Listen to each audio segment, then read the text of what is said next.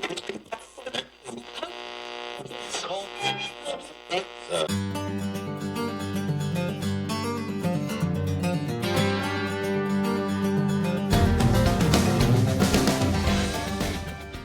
and gentlemen, welcome to this episode of the Stable Living Podcast. My name's Shane Jacob, your host.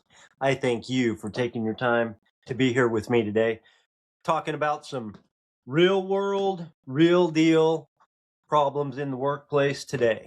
Okay? Real deal, real world. And I know because I'm in it and I'm living it.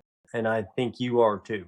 So today I want to discuss why managers, leaders, why managers avoid hard conversations, okay? And how much it costs and what to do about it, okay? Because here's the deal. Managers, people in your company and in mine avoid hard conversations. So what does that even mean? What is a hard conversation? I'm going to come back to that. But just by avoiding conversations, poor performance continues, okay? It keeps happening. We just let it slide a little bit. The same mistakes keep happening. There's an incredible cost to this, okay? Nothing actually improves. And the reality is that we're paying people to make the same mistake over and over again, okay? Our best employees see it. They see the hard conversations being avoided. They see other people not with poor performance. Our high performers get frustrated, then they start to disengage. And small issues don't stay small. They turn into customer problems, missed deadlines, HR situations. It's expensive. Okay. It's costing us in lots of ways. So, and this isn't an occasional thing. This is happening every day. Okay. At least every week. So what's actually happening, okay? What even is a hard conversation? I mean, what's hard about speaking to someone? The problem is that what we perceive is it's easier to think, oh, that's not that big of a deal, okay? And I don't want to make this awkward, or I don't want to hurt somebody's feelings, or I'll deal with it later. And the reason we procrastinate it, the reason we don't want to think it's a big deal, and the reason that we say that we don't want to hurt other people's feelings, now this is real, is because, well, what happens is we do nothing. Okay, so there's a little bit of fear wrapped up in it, because really, what's so hard about it? What's so hard about speaking to somebody? Here's what happens here. Here's what I see on a consistent basis, unless we're managing it. Okay, here's what I used to see a lot on a consistent basis is, well, we've identified a problem and it's what somebody's doing and we need to change how they're doing it. And I need you to talk to them about it and address this situation and make it go away. Okay, that's the end of story. Well, I don't want to talk to him. You talk to him. Well, I don't want to talk to him. You talk to him. Why not? Why do you think we're avoiding? Okay, what? Of course, why we're avoiding is because we perceive it to be quote unquote hard. But what does that mean? What it truly means is we have some fear wrapped up in it. That's why we procrastinate. That's why we put things off. That's why we're making all these excuses of why we're not dealing with it. And the real result is it's just like a horse that by doing nothing, we are actually training people. We're teaching them, we're training them to be poor performers. By communicating nothing communicates volumes. Okay. It tells the person that, by the way, did you ever think that we owe them the honesty of an honest evaluation of what they're doing in this workplace? What if they think that they're doing 100% and they're off on left field doing horrible? They're not meeting the expectation. They think they are. I mean, that's part of this too. But because of the perceived problem, so what is the perceived fear? What's that wrapped up in? Why are we not addressing these situations and having these quote unquote hard conversations? Okay. Because when we don't have the hard conversations, like I said, they repeat, then it gets worse. Now we have a problem. Now we have an HR problem. And the real truth is that the managers aren't avoiding the problem because of the employee problem. They're avoiding it because of themselves. The fear wrapped up inside of the discomfort of it's inside of them. It's not really the problem is it really out there. Okay. They don't want conflict. And the real reality is they don't want somebody to be upset at them. Okay. They don't want to be perceived as unfair, as mean, unlikable, any of that. Okay, they want to be seen as a good leader, and so a lot of times we can have ideas like, well, if I talk to them, they'll get mad. If I talk to them, they'll get defensive. They always get defensive when I try to, this and that and the other. When I try to uh, give them a new course of action, or when I give them feedback, or blah blah blah. Okay, they always get mad, and I don't want that. I don't want them getting mad at me. And so it's easier just to stay quiet, and so we avoid it, and it costs in corporations and in any size of company, including my company, it costs a fortune. Okay, our leaders and our managers are protecting how they're perceived instead of going out and correcting the performance problems, and that's what the deal is. That's a trade-off that the business pays for. Okay, like I said, it's just words. So why is it so hard? Because of the manager, what the manager is making it mean about themselves if they do have the conversation. They might not like me. This might blow up. They might have a, pitch a fit. They might this and that. They might go to HR. They might get defensive. They might tell somebody and start a rumor, so they avoid it. And every time they avoid it, it compounds. So, and I know this in my company, it's not in my company, we use the work system, and we are serious about judge the work, protect the person. Okay. But we have some subcontractors that are not involved in our company that come here and work. And so we had a subcontractor, an individual that came here, and for an extended, and the performance was poor. Okay. And it got worse over time. And nobody did anything for a long time. Why? For all the reasons I described. Because it's a quote unquote hard conversation to try to get this thing to change. So at this point, the customers were affected. It's costing us a bunch of money. We have unhappy customers, not once, multiple times. And I look at this and I'm like, well, why didn't anybody stop this head on, nip it in the bud? Okay. And that's because, well, nobody wants to talk to him because he always gets defensive and he reacts emotionally. So people avoid the conversation. Okay. Of course, who wants to go talk to somebody who they think is going to be upset with them? So, one avoided conversation that could have been had in the very beginning turned into multiple customer problems and cost us a lot of money. And that's how it works. Okay. The real problem is not a communication problem. Okay. The real problem is a thought process and a belief system problem. Okay. So this is exactly where the work system comes in. And the core principle, like I said, is judge the work, protect the person. Okay. Most workplaces do the opposite, and that's why people get defensive. And most human beings do because we haven't been taught to separate behavior from the individual. We come into this world and our brain makes meaning out of everything that we do and say, and everything that is done or said to us makes meaning about our value as a human being. That's just the way it is. And that's the default setting that human beings have. And unless there is someone there to help you understand that you can separate those two, then you're going to make everything that you do mean something about yourself, about the kind of person you are, about your deservedness, about your worthiness, about your value as a human being. How good of a human being are you? I mean, are you this kind of a human being or this kind? If you're listening and not watching, I'm saying, are you a lower class human being or an upper class human being? Okay. And that's why people get defensive, because as soon as they hear that what they're doing isn't working, they take that to mean something about their value. So then they get defensive. It happens automatically. They don't want to get defensive on purpose. It just happens.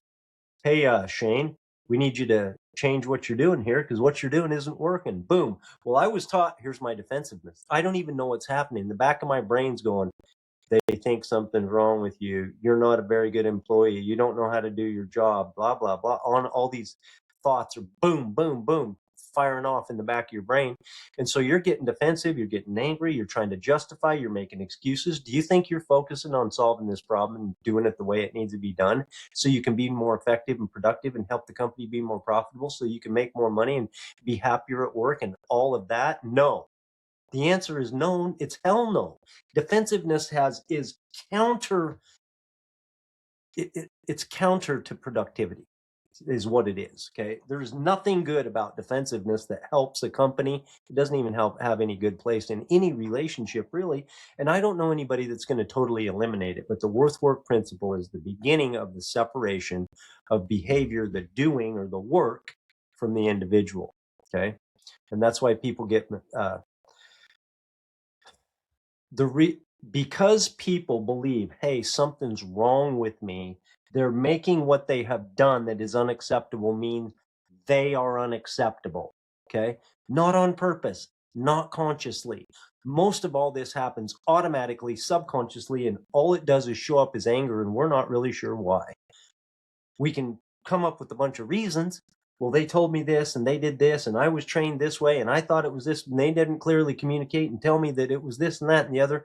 And our brain goes back and tries to prove that we're okay by making excuses, absolving ourselves from responsibility, and coming up with all of this stuff that none of it helps us change, like I said, and move forward. And that is why people get defensive.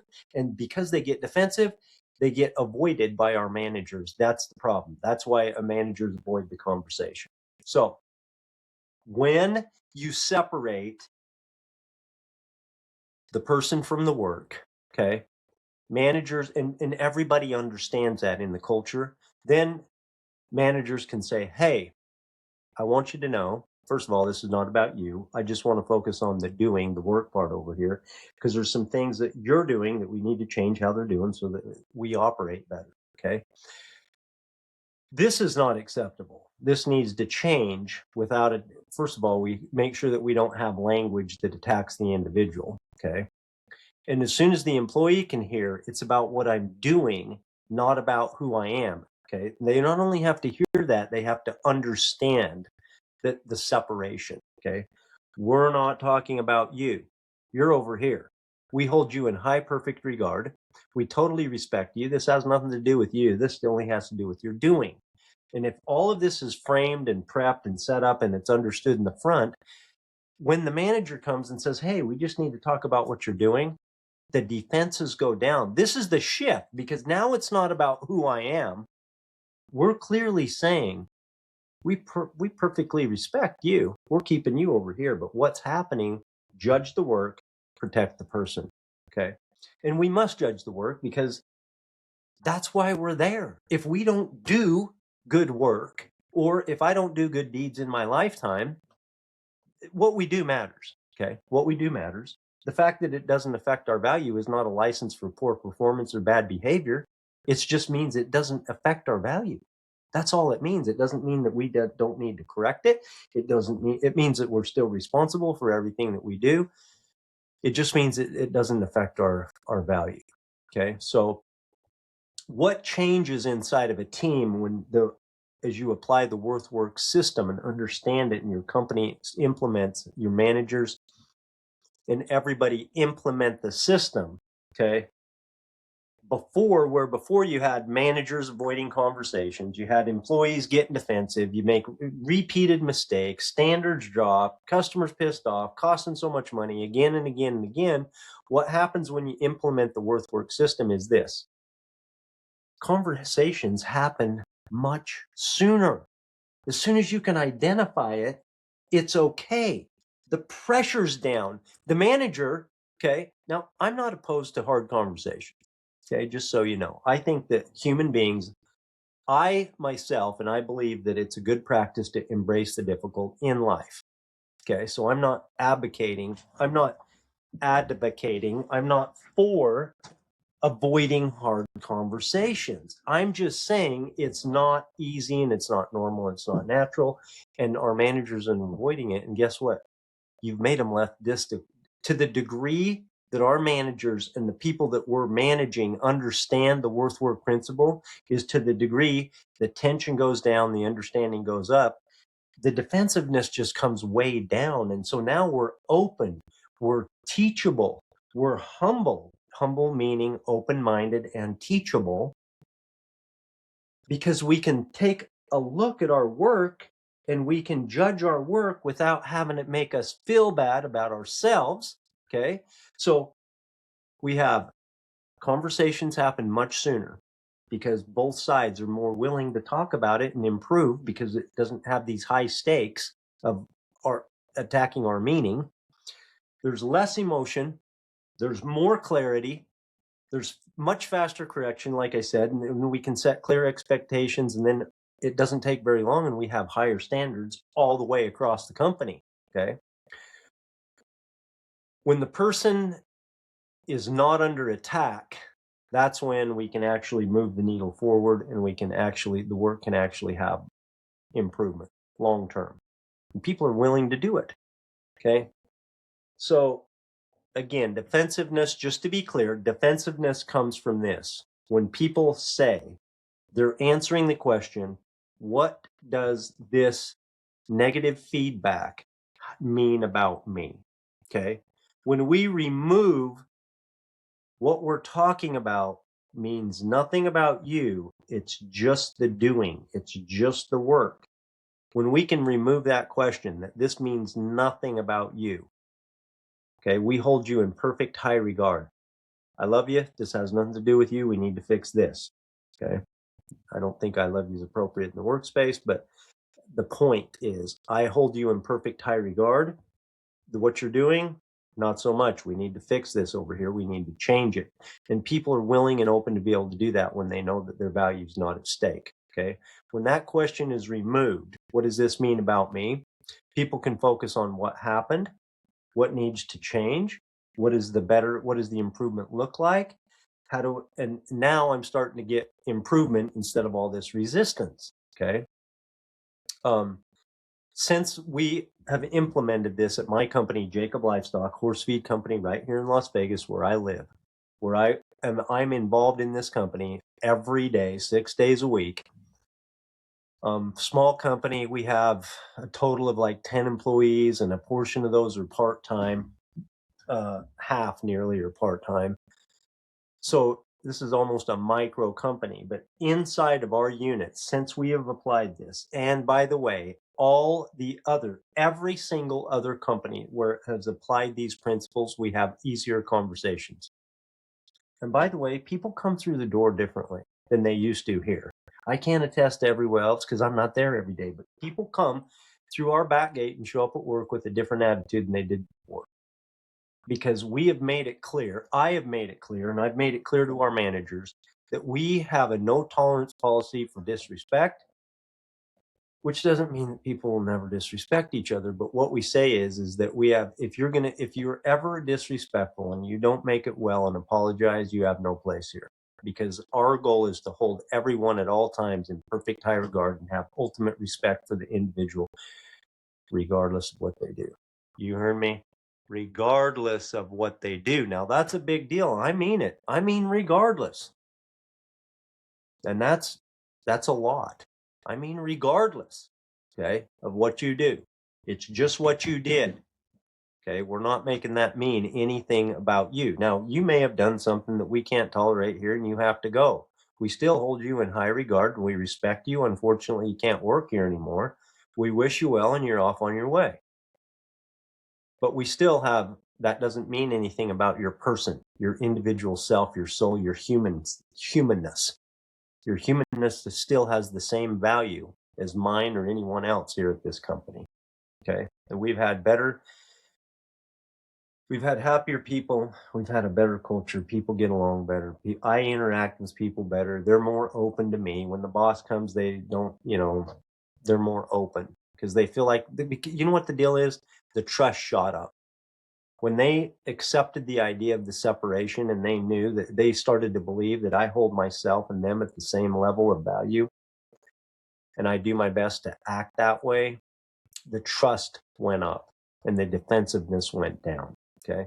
This is not theory. This isn't some idea out of a book. This is something that I live and that we're doing every day right here at my company and many other companies that are starting to implement the work system, the work principle. If your managers are avoiding conversations, and they are, you're paying for it. You're paying for it every day, every week, every month. And it's not because your people lack skills. Okay. And it's not because they're too chicken to go have the hard conversation. It's mainly because your team doesn't know how to separate the person from the work and understand that.